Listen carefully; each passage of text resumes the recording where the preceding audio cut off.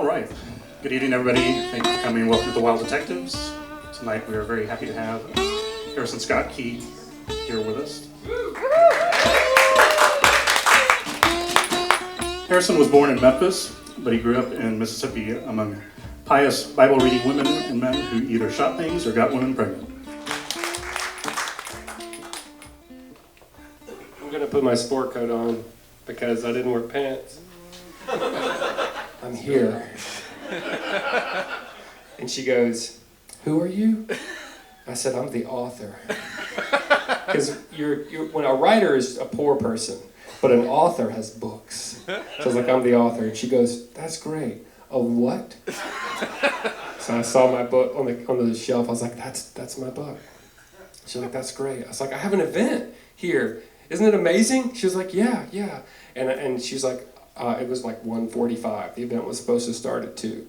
I said, so let's go. Let's do it. Where is everybody? I thought they were going to pop out and be like, "Surprise, we love you." And she goes, "Well, are you expecting many people today?" And I said, "No, ma'am." She said, "Are you from Charlotte?" I said, "No, ma'am." She said, "Do you know anybody in Charlotte?" I said, "Well, I know you."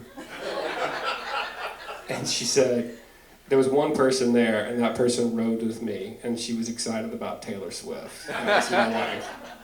So she said, "Well, let's go back here." And I was like, "Where will we do this?" And she goes, I guess we'll do it in the children's section." So we walked to the back of the bookstore, and there were 3 or 4 little girls reading books on the floor. You know, Amelia, Bedelia, things like that. And she said, "Little girls, you're going to have to leave. This man needs this space. He's got to do something here." I was like, no. They were like, "Oh," and they like closed their books and they like sort of walked away. I was like, "Where will they go?" And she said, "I guess they'll be on the street." So they went away and we never saw those girls again. If you think you might want to ask me a question, no pressure. I'm going to give you one out of the jar, and you can look at it and decide if that's a good question to ask me, or you can come up with an original question of your own, which will also be good. I don't know what any of these questions are. I've never seen them. I have seen them. I wrote them. Does anybody, now, if you raise your hand now, there's no pressure. I just need it back at the end. Anybody think they might ask me a question? Okay, great. Mark, can you come up here? Ladies and gentlemen, this is Mark Andrew Blanton. This is my roadie. Mark is my driver. Just take the whole thing. Pass it around. You can take one out. It's like the offering plate. Yeah, let her take one out. Just make sure I get them back. When you put them back in the jar, if you could put money in there also to pay for gas. Okay, so please take one. Raise your hand if your family's not effed up. Okay, no liars in here. Good. Everybody's got one. Everybody's got strange people in their family. And if you don't have any strange people in your family, surprise, it's you. Okay? I started telling stories about my dad because I was so embarrassed of him that I loved my father, and he was such a great dad. In every way that makes that a dad is great. Like spends time with his kids, check. Buys his kids guns, check. All the good, was my coach. He drove me to church. He, taught Sunday school. He kept us clothed and fed. He did all those things, but he also did so many things that were bad and wrong and just not good. And I realized that if I was going to write about my dad and my family, I was going to have to write about Mississippi too, and all the just funkiness of that place. When I wrote this, I knew that this was my book. This originally was the first chapter of the book. It's now chapter 2. It's from a story called The Imaginary Farm.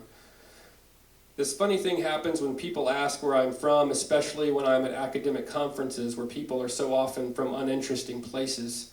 "Mississippi," I say. "Oh, wow," they say. "I can tell they've never seen a real-life racist before, or at the very least someone who's related to a racist or has seen one in the wild. It's exciting for them. They want to tweet it. They want to write a memoir about it. So," they say, "what's Mississippi really like?"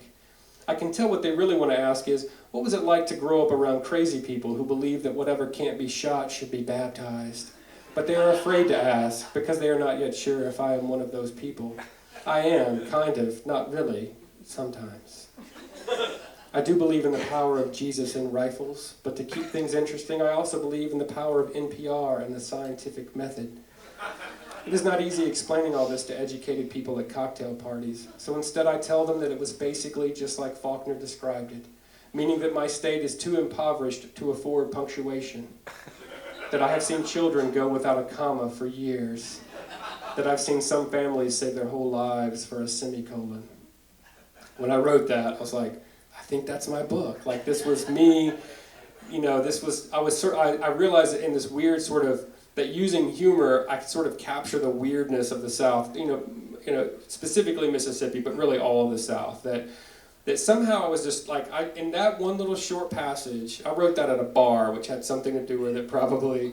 I'm talking about Jesus and William Faulkner and rifles and NPR and the scientific method and racism and tweeting and memoirs, all these things in one little short space. And I knew there was some magic there. And that passage is really sort of what led to this book happening. I just want to thank you so much for coming out tonight. Thank you guys. It has been amazing. What a great audience. So sweet. I'm going to sit back here and sign books. You can buy some up there. There's some back here. If you have questions, please give those to Mark Andrew Blanton. He'll put it back in the jar. Thanks.